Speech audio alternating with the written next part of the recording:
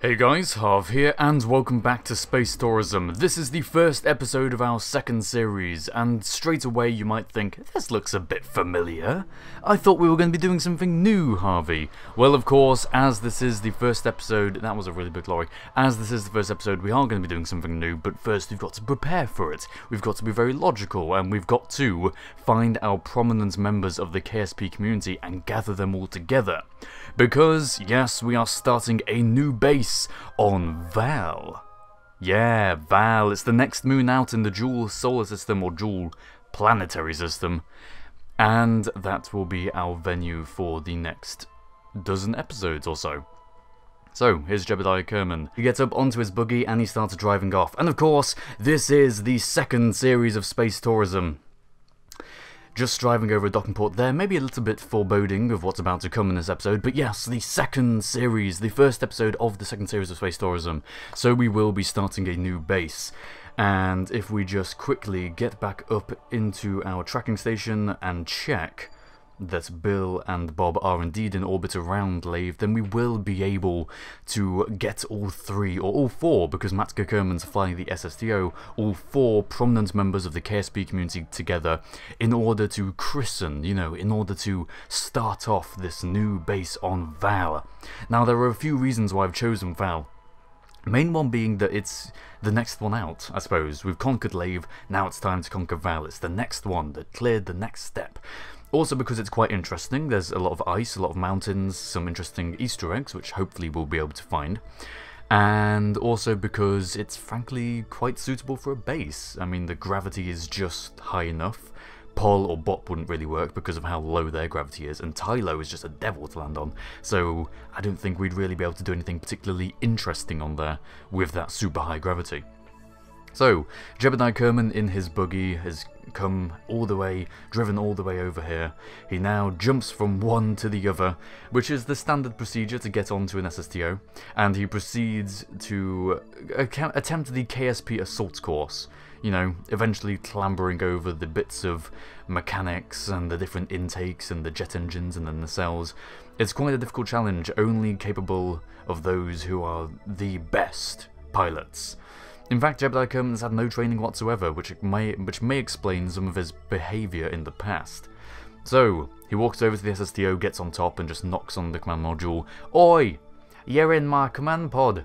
So, all these other Kerbals who were previously there, not sure whether they were tourists really, not sure whether they were engineers, they were there for some reason, now have to be rudely awakened and forced out of their command pods where they were sleeping. However, despite how rude this is, they're not too upset by it, because this is Laythe, this is the tourist attraction that's been overly hyped for the past 20 years, or 20 episodes perhaps, and therefore, they can stay here, they're fine, they don't really mind. Difference from being in a cramped, hot, sweaty command pod for several years to being out on the beautiful coastline of an alien planet, I think I'd choose the alien planet. However, Jebediah Kerman is of course really annoying, and he's also not particularly empathetic. Perhaps he just doesn't really understand the way people think. So he understands that the Kerbals in the SSTO wanted to have fun. And he realises that yes, they've come all the way, they've come to this tourist site in order to have fun. So he's going to actually be quite kind, he thinks. He's going to be quite generous. He's going to allow them to have as best as fun as he can provide. And that best fun that he can possibly think of in this circumstance is riding the SSTO up to orbit on the outside. Now, the Kerbals realise what's going on and are a bit annoyed, so they decide to sabotage the plane. Unfortunately, they only manage to destroy one docking port, and then they all jump out to try and save themselves. All of them do survive, but Matt Kerman is not very happy that they've sabotaged his plane. So instead of continuing up to orbit, he just comes back down, forces them all back on, and they're ready to take off again. This time, they're a bit more inclined to stay on. However, that one does manage to jump off, he manages to survive, but the other three kind of get stuck and therefore can't jump off in time. And now that it's flew up into the air, it's a bit too late for them to eject safely. So they're going to hedge their bets. Jebediah Kerman has forced their hand. They are going to try and desperately cling on, and hopefully they'll all make it up to orbit. Why they can't use the command pods beats me, but you know what? let's just go with it. So they're there, they're all stuck in the various bits of the machinery. Don't look too happy, but Jebediah Kerman is sure they are, absolutely. He's grinning, you can see him there at the bottom right. Matka Kerman does not look quite so happy for some reason. It may be something to do with the fact that there are many Kerbals clinging on for dear life onto his plane, and he feels some slight degree of responsibility. Or it could not be that, but you know, just saying. Now, the footage you're watching right now was filmed over the course of 3 hours in a live stream that happened on the 25th of January. If you were there, if you watched it, then you'll have appreciated. You will now have an enlightened perspective on the recording process. 3 hours for a 24-minute video. Oh well. Anyway, this is the ascent up to orbit. Now this is quite interesting because in previous episodes I've said that I think it's probably going to be more efficient on Laythe just to go at a 45-degree angle, burn straight up until there's insufficient air, and then just go for it and turn off the engines when they get too low, like we have just done there with our outer bear.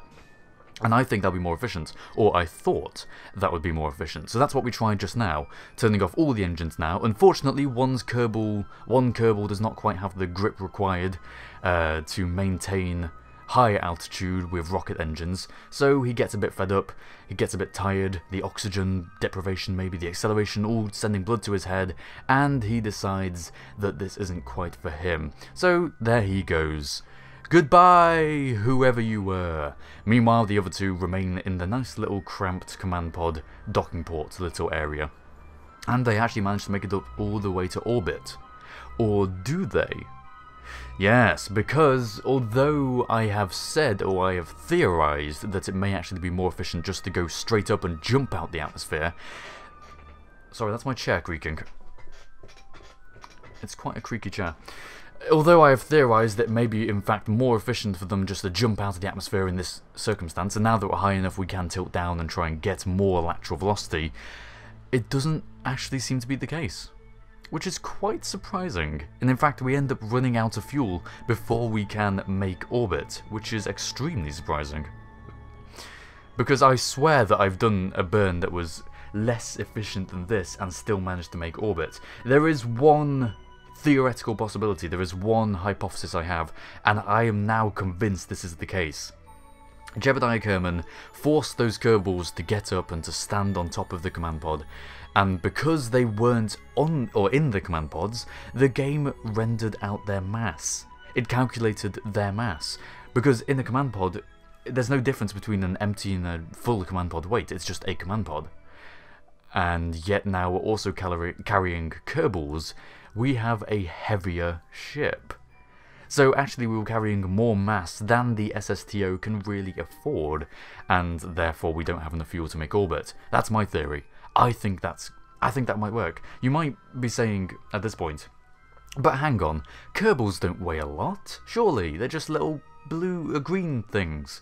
Kerbals actually weigh a lot more than you might give them credit to. It's the astronaut's diet, you know, it's all full of calories. Anyway, those two, having made suborbit at least, have earned the respect of Jebediah and so are able to get into their command pods, and they're now hoping to have a detachment home because they're not particularly happy with how they've been treated. They want to go home, they want to complain, and more importantly they want to go home and hug their families. However, Matka Kerman desperately tries to make orbit, and he's looking fairly confident at the moment. Sad to say that he does not have a map view inside his command module, and so does not really realise the extent to which his ship has insufficient fuel. And after a few more moments, the fuel will run out. Now it's Jebediah Kerman. His decision on what will happen now. Maybe they'll all coast back down, maybe they'll all try and land and then we'll have to send out some more fuel. No! Jebediah takes it into his own hands. He jumps out the command module and starts burning with his jetpack, burning prograde, burning into an orbit. And you know what? He makes it, because he is Jebediah Kerman. He is the coolest Kerbal, apart from Matka Kerman, in the KSP community. So after a little bit of burning, after a little bit of orbital mechanics perhaps, he does actually in fact manage to make an orbit. And not only that, he makes more than an orbit. He has more delta V than required, and that actually ends up wasting some of it because now his apparatus is too high. But he's in orbit, he's fine. Now meanwhile, Matka Kerman is not quite so confident. He doesn't really want to attempt the same thing, perhaps. Or more likely is that he doesn't want his baby, his little ship, he does not want his beloved plane to crash into the ocean. So he decides to stick with his plane and try and land it safely. Unfortunately, there's no landmass near where the trajectory is currently taking us, so he's going to have to find the nearest place to land, which seems to be... My tablet is beeping at me, which seems to be the landmass to the south there. If only there was enough cruising fuel, and it turns out there is, because by going straight up at a 45-degree angle to get our ascent trajectory, we didn't burn an awful lot of our fuel in the tanks, in the pure hydrogen, the non-oxidized fuel for the air-breathing engines. So we do have enough fuel to manage to get us all the way over there, but it takes an exceptionally long time, which brings me back to my previous point, is that everyone who watched the live stream now has an enlightened and a heightened perception of how long it takes to do these things. It was, to put it quite lightly, it was fairly boring. However, we did have Elysium and Chicken Keeper on, so shout out to them, Chicken Keeper 24 that is, for his YouTube channel. They definitely kept it interesting. We had such memes generated such as Harv dubstep, and we also had Soviet step, and oh lord, what else was there? I don't know. It was interesting. We didn't really have anything to talk about, so we did what we always do, which is ramble on about whatever popped into our heads. Now playing at 4 times time acceleration, or we will be shortly. There we go. 4 times time acceleration. We bring the ship round. We are trying to get it somewhere to land, and we do manage to make it to the landmass with only about a third of our fuel left, a third of all the propellant in our tanks, and this seems to be fairly flat. Unfortunately, it isn't quite. Remember, this is Laythe. This is the moon which has all the slopes, all the little bands of hills, creating its very small amount of landmass. So bringing it down, Matka Kerman sees this relatively flat slope and tries to land on it. Unfortunately, he's a little off-put by how the mission's gone. Having the Kerbals clinging outside has put him off. Having Jebediah suddenly pull off his command pod, you know, jump out of it and start going off by himself, quite off-putting. So he doesn't remember to control his vertical velocity. He doesn't account for the fact that the slope is coming up to meet him. He flares but too early, and now, despite the fact that the speed is technically slow enough for him to land, his vertical velocity is way too high. And coming down, he crashes into the surface with a colossal bang. Various bits and pieces explode, but the Kerbals do survive. The Kerbals are okay. We are okay. Now bringing it to a halt using the brakes, Matka Kerman manages to wrestle the craft to a stop, and it's okay. I mean, we've lost one air-breathing engine on the right-hand side, and we've lost our rocket engine, but we didn't need the rocket engine anyway because we ran out of oxidizer. And we've already got 2 pairs of air-breathing engines, so we still have 1 pair that's functional. So the plane does work, the plane can be used in the future. We'll have to go and save Matka Kerman at some point, and hopefully that will be happening in a future episode. Meanwhile, Bill and Bob Kerman up in orbit have been getting quite bored, and they're certainly ready to move on. They transfer all the fuel away from this interplanetary shuttle that's there for some reason. No one in it, so it's just going to stay in there and be a bit of an orbital asset, I suppose. On that note, things that make... I think I've realised what makes a good space tourism episode. It's the pulling together of all the different assets that we've placed into that we've put into place. As in, you know, we've got plane down on the surface of Laythe, and we bring that up from orbit, and then we take this orbital thing we've got orbiting around Laythe, and we rendezvous the 2 together. But then Jebediah has to get out of his command pod, and he gets into orbit, and then we have to go back to the space station, and then out to Vall, and then we send a craft from Kerbal. You know, many different aspects of the game pulling together into one episode, and I think that's the optimal episode. And there have been a few times in space tourism when we've neared that, but we have yet to really get it. But I think this episode today is coming very close indeed. Jebediah Kerman, having ejected from his command pod, is now just orbiting wildly by himself. He's almost out of fuel. He's got about half left, which might be enough to rendezvous, but they don't really want to risk it. They haven't seen Jeb, the brothers here haven't seen Jeb for a very long time. He's been down being a mechanic on Laythe, so they do not really want to risk it. And this command pod has got, or this command shuttle I should say, has got plenty of fuel as well. So everything should be fine. Bring it up, cancelling out their relative velocity, and then pointing towards him and burning, we managed to get a pretty close intercept. Pretty close indeed, pretty close. So close, in fact, that it is quite accurate after a little bit more. Hang on. There we go, just try and get that marker dead center over the other marker. And it is so accurate that from 2 kilometers away, and this is not a joke, this is complete coasting from about 2 kilometers away, after doing our final adjustment 2 kilometers out, we manage to get such a trajectory that by pointing the command pod in such a way, we can actually just coast up and come close to Jebediah Kerman, starting to see the outline of his helmet 40 meters away, 30 meters away, burning... Oh, actually, no, we are using RCS. Okay, my apologies. We do manage to get him to hit the command pod, which is quite funny, I thought. It would have been more funny if I wasn't he wasn't holding his jetpack. He would have just ragdolled around. It would have been quite amusing. But oh well. Jebediah Kerman gets back into his command pod and is finally reunited with his brethren. So, what now? This is supposed to be the start of a new series, Harvey. This is supposed to be something new, something fresh, and yet we've only seen what we've already put together before. Well, to round off the episode, we are going to land on Vall. Now, there was some deliberation and some choices to be made. We had a command pod, we have a command shuttle with a lot of Delta V, but did it have enough to get all the way out to Vall? Or would it have been more fuel efficient to drop back down to the space station, refuel there, and then transfer out to Vall? The answer is no. It was definitely more efficient to transfer straight from Vall to Laythe to Vall. So that's quite good. It didn't take an awful lot of Delta V. It took about 600 meters per second of a change in our velocity, which meant, I mean, obviously you have to get into orbit around the Vall, which adds on more, but this means that there's potential for trade between Laythe and Vall in the future. Laythe may come back in, we may not be continually abandoning it for this series. We may see some, I don't know, maybe we'll get some awesome things, like bursting straight up in a straight line from the surface of Vall, and then getting it just right that we managed to do a high energy transfer from the surface of Vall to Laythe. That would be quite cool. I really want that to happen now. I actually really want that to happen. Oh, okay, remember that. Write that down. We're going to do that. That's going to be cool. Anyway, for about 20 minutes of the stream, we just looked at this, the underside of Vall, because rather than landing on the equator, which would be sensible, I've decided to go off and find an Easter egg. Now, we pulled up KerbalMaps.com, which is extremely useful, and it tells you where anomalies are, and we've managed to identify this line, this crater thing.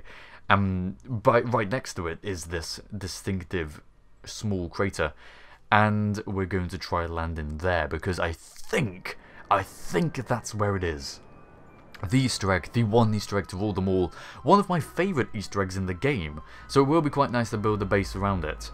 Also, there's quite a lot of flat land around it as well, so that should be ideal.